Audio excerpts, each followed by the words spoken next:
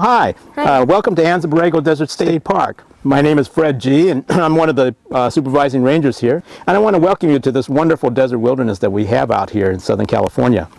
Now, this area here, as you see, is a pretty, seemingly to a lot of people, barren desert that doesn't have a lot of ability to support life.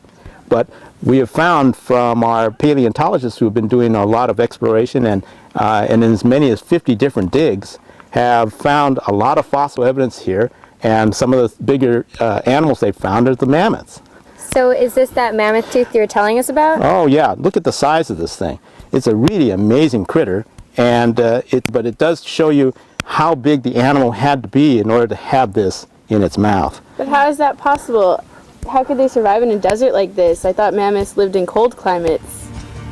It's true that today the Anza-Borrego landscape is a desert badlands, but it wasn't always this way. This was once a lush landscape, an environment made up of rivers and streams, lakes, forest, and savanna. At that time, mammoths lived all over the northern hemisphere, and many mammoth fossils have been found here. Some go back almost 2 million years. But most of the mammoth finds in Anza-Borrego show that they lived here during the Pleistocene time period, from 500,000 to 1.5 million years ago. Throughout most of North America, mammoths lived up to 10,000 years ago. We just don't have fossil beds that young in this park. During the Pleistocene, 2 types of mammoths roamed these plains: the southern mammoth and the Columbian mammoth. But mammoths weren't the only animals we'd find if we surveyed the Anza-Borrego Pleistocene landscape. This landscape was the original home for 2 families of camels: the Lamini, now the llamas of South America, and the Camelini, only found today in the Old World, Africa and Asia.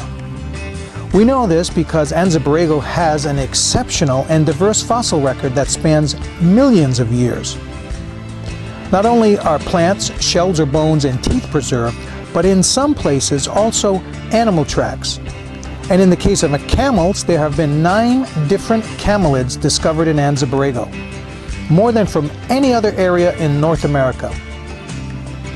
The other large mammals found in the Pleistocene Anza-Borrego landscape are horses. But if we looked around this area, we'd also see birds, reptiles, amphibians, and carnivores like wolves or possibly saber-toothed cats. As we look over the Pleistocene Anza-Borrego landscape, we can see that it has told its stories through the fossils found here. And they tell us that this is one of the richest records of ancient life found in North America or anywhere in the world.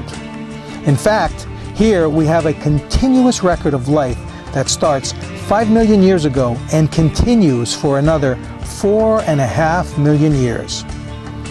We know all of this from the paleontological discoveries and research over the past 150 years. There's a rich variety of life that you're going to find out there. There's so many different worlds that are out there than in the past. Like way off yonder to the left, there was a river that used to run through here, and in the valley there was a lake that had all kinds of different animals and plants. What kind of animals live there? Well, when you come back tomorrow, we'll go and talk more detail about the different kinds of plants and animals that made a living out there in that environment.